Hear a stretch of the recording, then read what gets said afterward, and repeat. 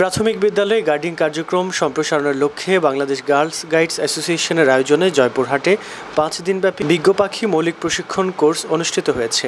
এ উপলক্ষে বৃহস্পতিবার সদর উপজেলা পরিষদ মিলনায়তনে বাংলাদেশ গার্লস গাইডস অ্যাসোসিয়েশনের রাজশাহী আঞ্চলিক কমিশনার সিরাজুম মনিরার সভাপতিত্বে অনুষ্ঠানে প্রধান অতিথির বক্তব্য দেন জেলা প্রশাসক সালেহিন তানভীর গাজী।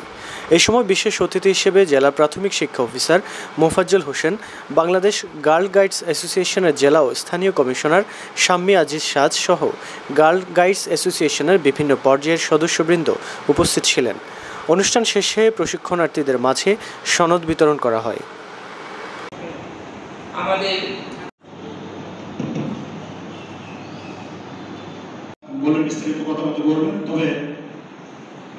আমি প্রাথমিক শিক্ষা কর্মকর্তা এই অনুষ্ঠানে সম্মানিত প্রধান অতিথি জয়পুরহাট জেলার